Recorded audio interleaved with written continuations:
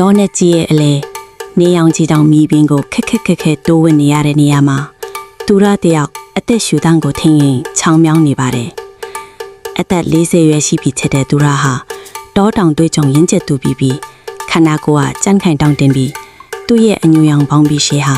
တောတိုးရင်စုပ်ပြဲရအချိုးနဲ့ဖုံတွေပေးကျနေပါတယ်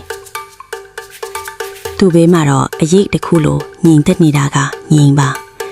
ညင်ဟာတာမန်ဝင်ပလွေတွေထက်နှစ်ဆလောက်ပိုထွားတဲ့အမဲလိုက်ဝင်ပလွေကြီးဖြစ်ပြီးသူ့ရဲ့မီးခွေးအောင်အမွေတွေကြားကစူးရှားတဲ့မျက်လုံးတွေဟာတားကောင်ကိုအလိုမပေးပါဘူးညင်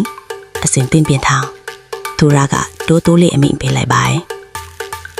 ရှေ့ကခြုံပုတ်ကြားမှာအေးရမှာတောဝက်ကြီးတကောင်ဟာသူတို့ရှိတာကိုမသိပဲမြေဆွဲနေပါတယ်သူရကသူ့ရဲ့လေးကိုတင်းဆွဲလိုက်တဲ့အချိန်မှာပဲဝုံခနဲ့အတန်နဲ့အတူ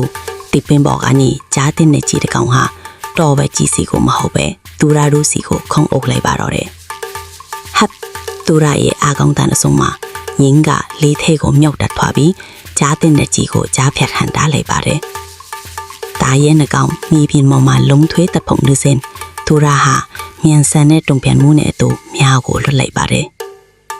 မြားဟာကြားတဲ့ရဲပခုံးကိုထိမှန်သွားပြီး